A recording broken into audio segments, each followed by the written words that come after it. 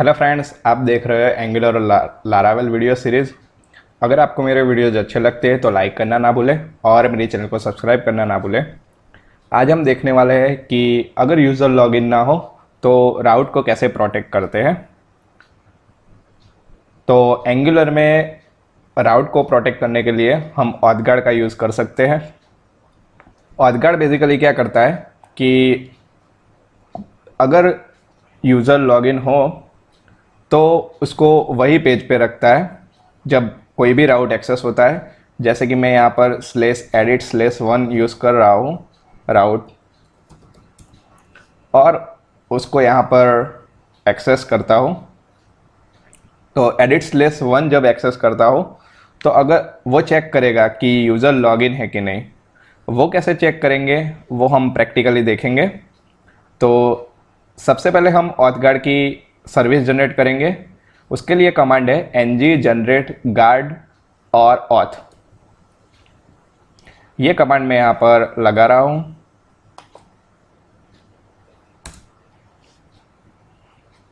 ng space generate space guard space auth. इससे क्या होगा कि एक सर्विस क्रिएट होगी। उस सर्विस का यूज़ करके हम ऑथ गार्ड को मैनेज करेंगे। यहाँ पर हमें कैन एक्टिव जो डिफ़ॉल्ट सेट है उसको रखना है और एंटर करना है। तो यहाँ पर ऑथ गार्ड की जो सर्विस है वो क्रिएट हो गई है। मैं यहाँ पर एप्लीकेशन को कंपाइल करने के लिए रख देता हूँ और हम authguard.ts में देखते हैं। यहाँ पे हमें एक क्लास मिलेगा, क्लास ऑथ गार्ड। अभी मैं यहाँ पर इम्प्लीमेंट्स निकाल देता हूँ, उसको हम यूज़ करेंगे। ये ऑथ गार्ड हमारा जो क्लास है वो क्रिएट हो गया है। अब हमें ऐप मॉड्यूल.ts में इस सर्विस को प्रोवाइडर में रखना है। यहाँ पे मैं रख रहा हूँ ऑथ गार्ड। ये हमने यहाँ पर प्रोवाइडर्स में रख दिया और यहाँ पर इंपोर्ट भी हो गई।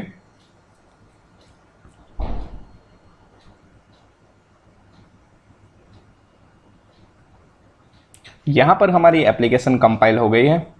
अब इसको हम एक्सेस करते हैं।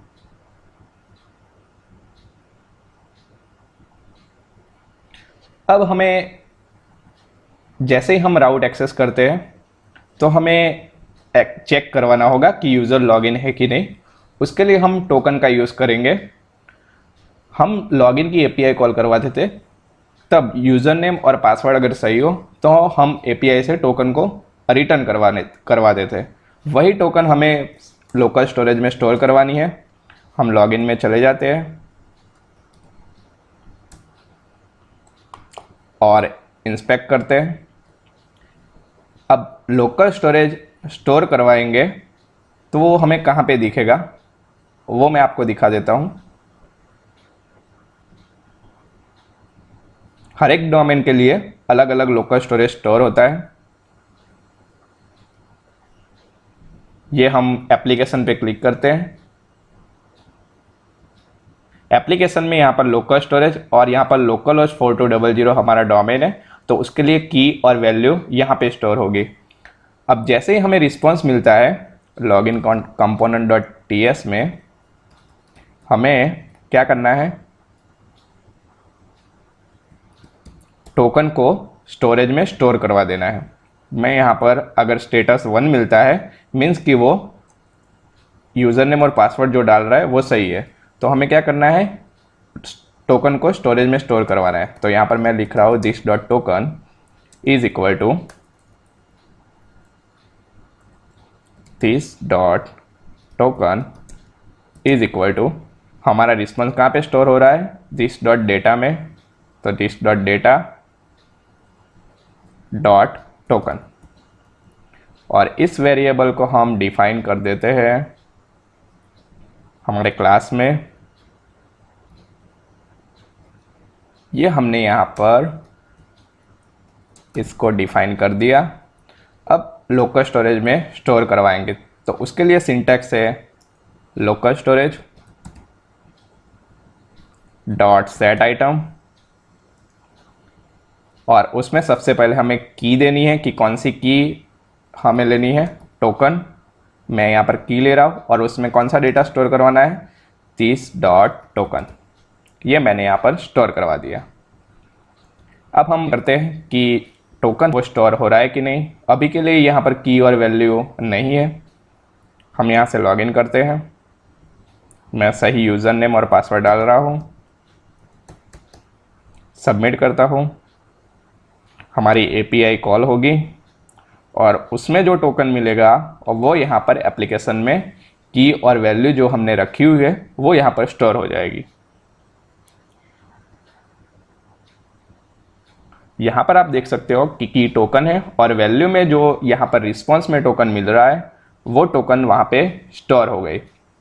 अब हमने जो लोकल स्टोरेज में टोकन स्टोर करवाई है उसको हम गेट करवाएंगे ऑथगार्ड में, क्योंकि हम ऑथगार्ड में चेक करवाएंगे कि अगर टोकन मिले तो यूज़र को लॉगिन रखना है, अगर टोकन नहीं मिले तो उसको लॉगिन पे रीडायरेक्ट कर देना है। तो यहाँ पर दिस डॉट टोकन, अब यहाँ पर हम टोकन को गेट करवाएंगे दिस डॉट। अब लोकल स्टोरेज से हमें टोकन गेट करवाने के लिए लोकल स्टोरेज का यूज़ करना है। यहाँ पे लोकल स्टोरेज डॉट गेट करने के लिए गेट आइटम और सेट करने के लिए हमने सेट आइटम का यूज़ किया था। गेट आइटम और जो हमारी टोकन की है, हमने जो टोकन स्टोर करवाया है वो कौन से की में स्टोर करवाया है, टोकन में। तो ये हमने यहाँ पर स्टोर करवा दिया। अब टोकन को एक वेरिएबल ले लेते हैं टोकन और उसको एनी डिफाइन कर देते हैं। अब हमें कैन एक्टिवेट मेथड का यूज़ करना है। तो ऑथगार्ड में यहाँ पर इम्प्लीमेंट्स कैन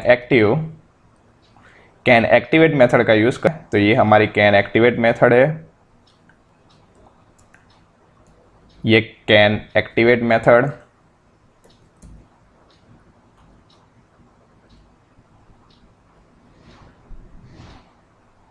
इसको हमें इंपोर्ट करवाना है।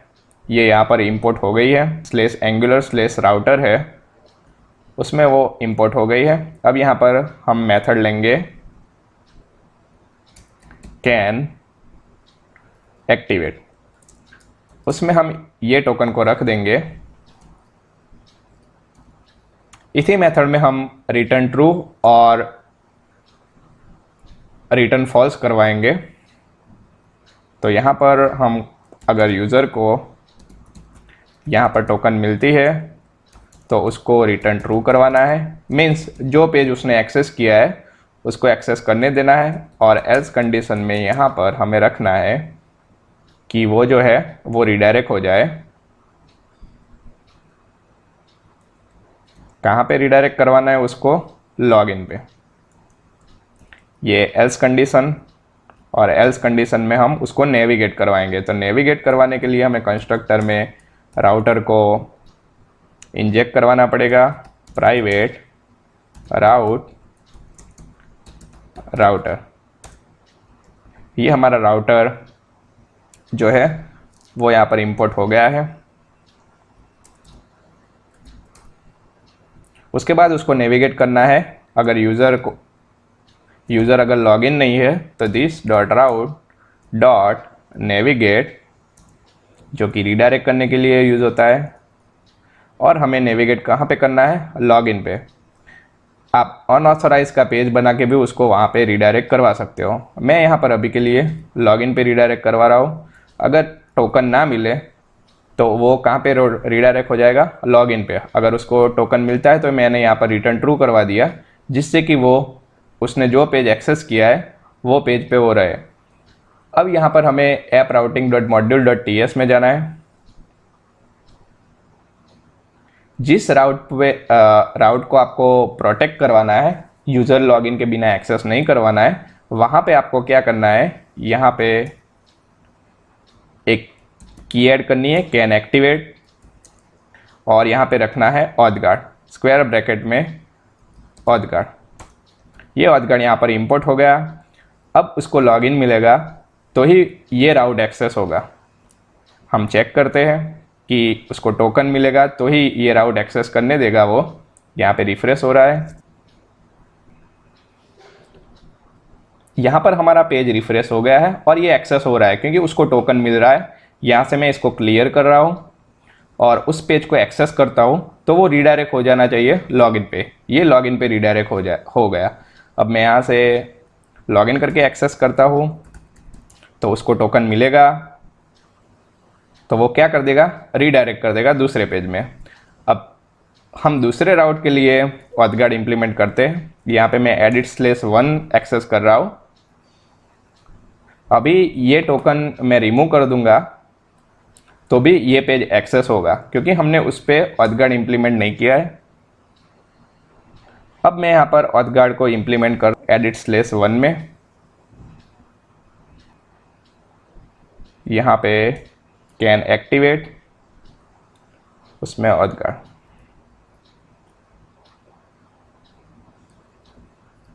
अब हम चेक करते हैं कि edit/1 जो राउट है वो एक्सेस हो रहा है कि नहीं। टोकन के बिना रीडायरेक्ट हो जाना चाहिए लॉगिन पे, तो ये लॉगिन पे रीडायरेक्ट हो गया है। अब हम लॉगिन करके चेक करते हैं कि वो राउट एक्सेस हो रहा है कि नहीं। ये मैं edit/1 जो राउट है वो एक्सेस कर रहा हूँ। ये राउट एक्सेस हो रहा है क्योंकि उसमें हमें यहाँ पर टोकन मिल रही है। तो इस तरह से एंगुलर में ऑथगार्ड इंप्लीमेंट होता है। अगर यूज़र को कोई पेज लॉगिन के बिना एक्सेस नहीं करने देना है तो हम ऑथगार्ड का इंप्लीमेंट कर सकते हैं। नेक्स्ट वीडियो में देखेंगे कि लॉगआउट की फंक्शनलिटी कैसे वर्क करती है एंगुलर से, और एपीआई से जब हम टोकन भेजते हैं तो उसमें हमें यूज़र नेम या ऐसी कोई वैल्यू हमें भेजनी हो टोकन में तो कैसे भेजते हैं, और लॉगिन होने के बाद यहाँ पर हम जो भी यूज़र लॉगिन होगा उसका यूज़र नेम यहाँ पर प्रिंट करवाएंगे टोकन से। Thank you for watching this video.